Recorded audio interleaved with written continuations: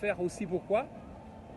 Mais parce que même les textes sacrés tels que la Bible, le psaume 2 le dit, je paraphrase, les nations se sont mises en fureur. Nous avons entendu des rumeurs, dit ce psaume 2. Les nations se sont mises en fureur contre qui? Contre Dieu et contre son Messie. Et qui est le Messie des nations? L'Afrique, l'Égypte. L'Égypte dont les racines sont nubiennes.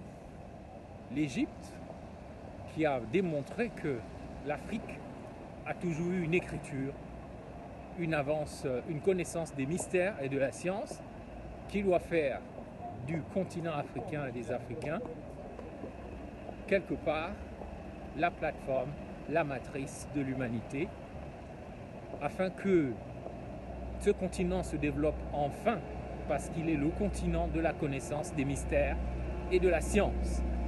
Toutes les religions doivent intégrer la philosophie pharaoniste comme manière de vivre. La philosophie pharaoniste peut se définir en quelque chose de très simple. Tout simplement en cette capacité qu'a l'esprit humain d'être obsédé par l'éternité. Les pharaons ont toujours été portés vers l'éternité, les Égyptiens également. Voilà pourquoi nous devons réintégrer cette obsession de l'éternité qui caractérise et les Égyptiens et les Africains comme une donne fondamentale, et les religions doivent comprendre la philosophie pharaoniste.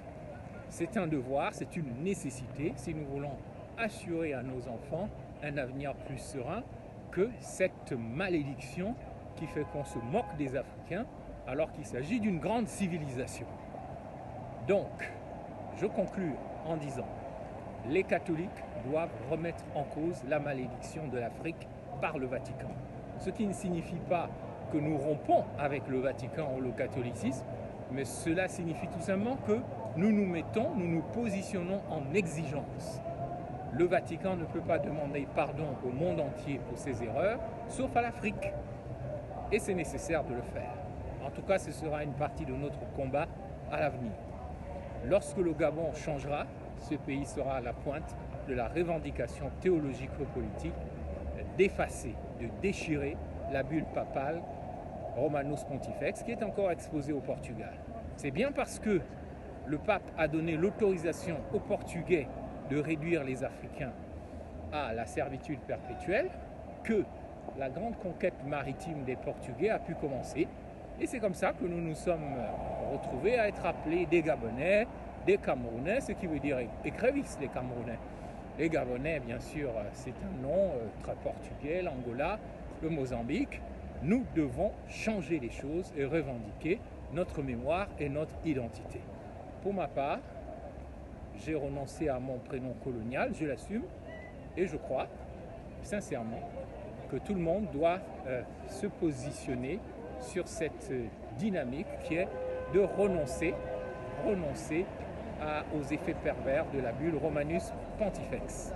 Je vous remercie. Soyons tous ensemble dans cette exigence de vérité et l'Afrique deviendra une terre libre, fière de l'être et qui accueille le monde entier en paix, en sécurité et dans la dignité. Merci, à très bientôt.